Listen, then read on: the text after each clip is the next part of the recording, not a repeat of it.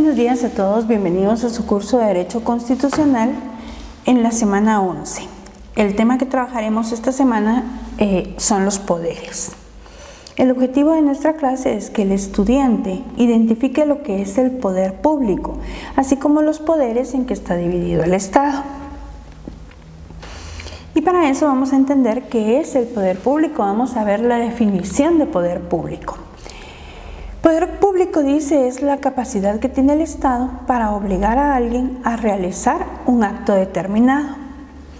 Es una facultad consubstancial con el Estado y que le permite dictar normas obligatorias que regulen la convivencia social de las personas que por vínculos personales o situación territorial se encuentra dentro de su jurisdicción legislativa o reglamentaria.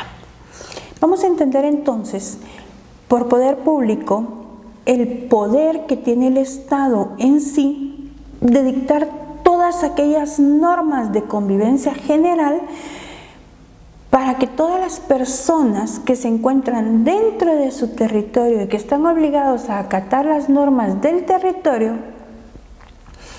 puedan tener una convivencia sana con la finalidad del bien común. Esta facultad que tiene el Estado de poder público siempre tiene que ser traducida a finalidades de bien común. El poder público dice también la potestad inherente al Estado y que lo autoriza para regir según reglas obligatorias la convivencia de cuantos residen en el territorio sujetos a sus facultades políticas y administrativas. Constituye lo que es el poder público. Está representado por cada uno de los poderes fundamentales del Estado, refiriéndose a las tres ramas tradicionales que esa organización social impone: el poder supremo de que está investido jurídicamente. Y esos poderes pues, son nada más y nada menos que el poder ejecutivo, el poder legislativo y el poder judicial. El Estado es uno solo. El Estado somos todos nosotros. Pero para el funcionamiento adecuado del Estado, el Estado divide los poderes. ¿Para qué se dividen los poderes? Para que el poder no sea absoluto en una persona o en un grupo de personas. Porque lo que sucede cuando el poder es absoluto en una persona o en un grupo de personas es que hay un abuso de este poder, que el poder no es bien utilizado para la consecución de fines adecuados. Y si hablamos nosotros del Estado, cuando el poder está concentrado en un solo grupo, la historia nos ha enseñado que han habido gobiernos tiránicos, despóticos, autoritarios, que no han permitido el libre ejercicio de los derechos de las personas. Vivimos en una era democrática, en una era de representación, en una era en la que nosotros, gobernados, elegimos libre y democráticamente a las autoridades que nos van a representar, que nos van a gobernar, a las autoridades que van a estar al frente. Por lo tanto, nosotros les asignamos la cuota de poder que estas autoridades tienen a través de nuestro voto, de nuestro sufragio en las elecciones generales.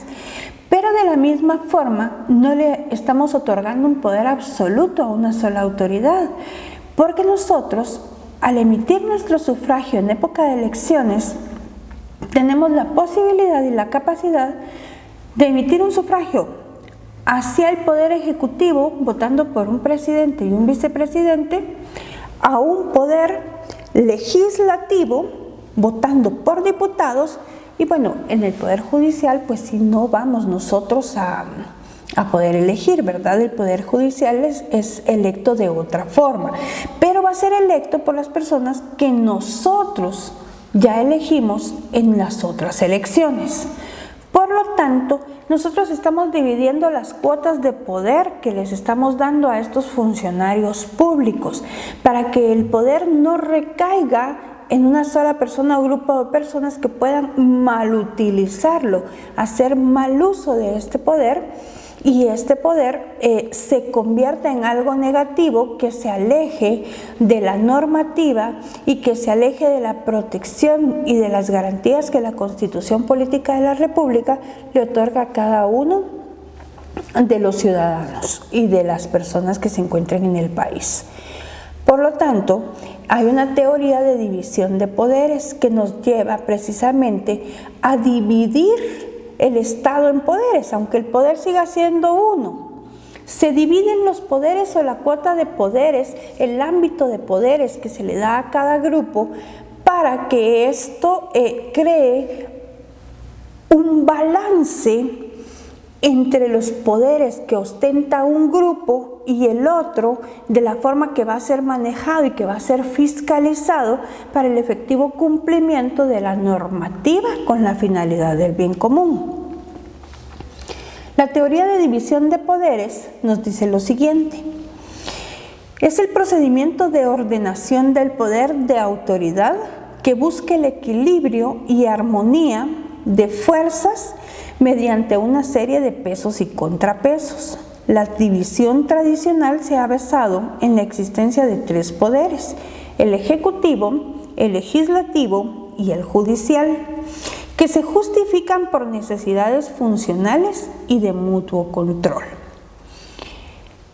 En síntesis, el Estado está dividido en tres poderes: ejecutivo, legislativo y judicial. Y vamos a conocer cuáles son las funciones de cada uno de estos poderes. El poder ejecutivo, de forma somera, podemos saber que el poder ejecutivo es el responsable de la gestión diaria del Estado. Concibe y ejecuta políticas generales de acuerdo con las cuales las leyes tienen que ser aplicadas. Representa a la nación en sus relaciones diplomáticas.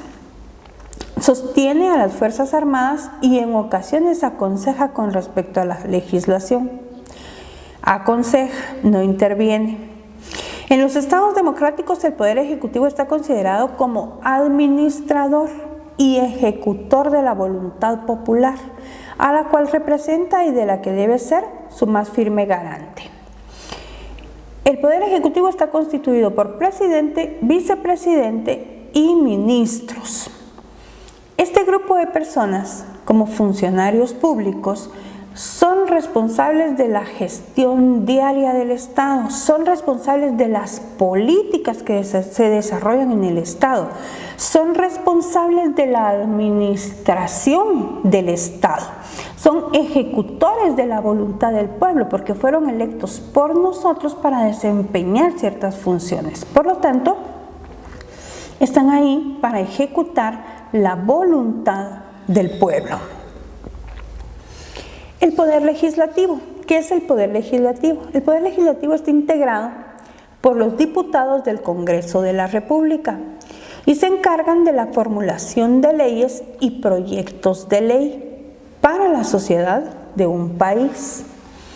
El fundamento legal de esto lo tenemos en el artículo 157 de la Constitución Política de la República, que nos dice: la potestad legislativa corresponde al Congreso de la República, compuesto por diputados electos directamente por el pueblo, en sufragio universal y secreto, por el sistema de distritos electorales y lista nacional, para un periodo de 4 años, pudiendo ser reelectos. El fundamento legal es muy claro, muy claro. La potestad legislativa. ¿Qué es la potestad legislativa? La potestad legislativa es la potestad que tiene este grupo de personas dentro del Congreso de la República de crear todas las leyes que componen el ordenamiento jurídico de nuestra nación y por el cual se va a regir el funcionamiento de nuestro país.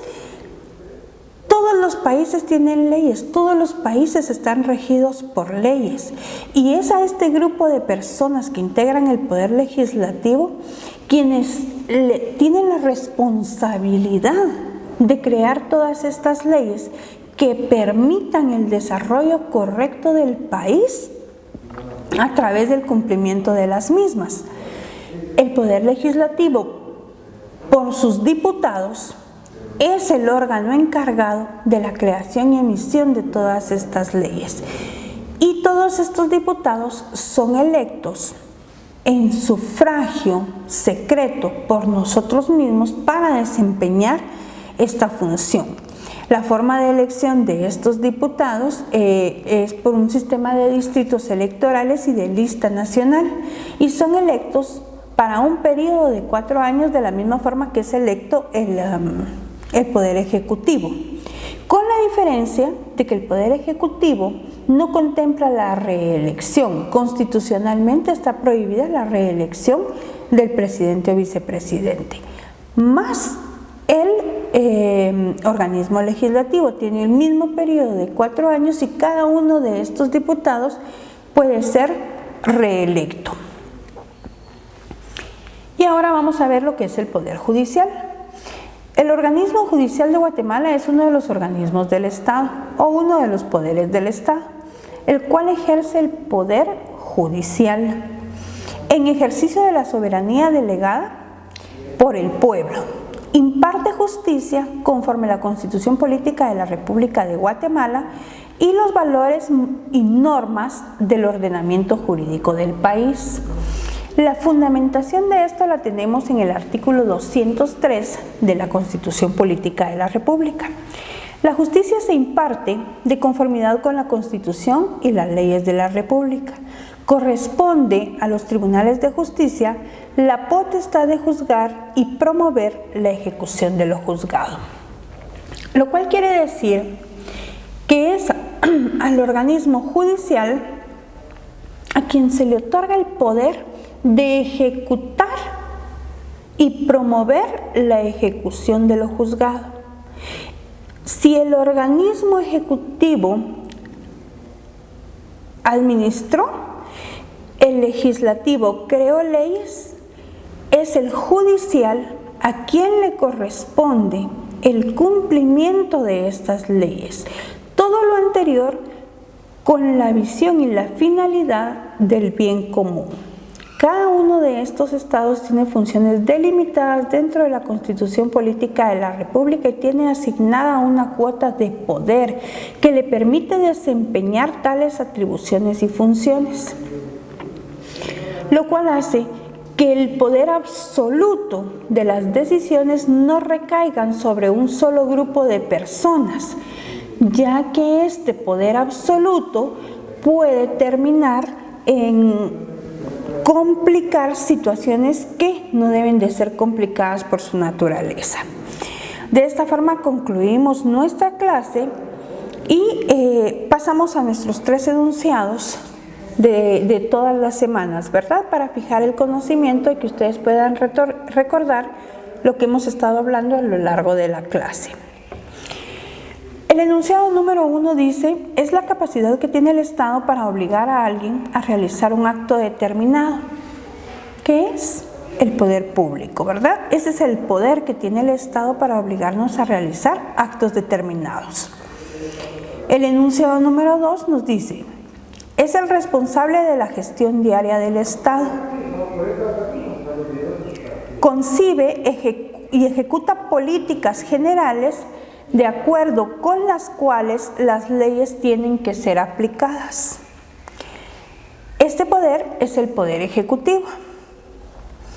Y el último postulado está integrado por los diputados del Congreso de la República y se encarga de la formulación de leyes, proyectos de ley para la sociedad de un país. Y la respuesta es poder legislativo. Con esto finalizamos la clase de hoy. Muchísimas gracias por su atención. Nos vemos en la próxima.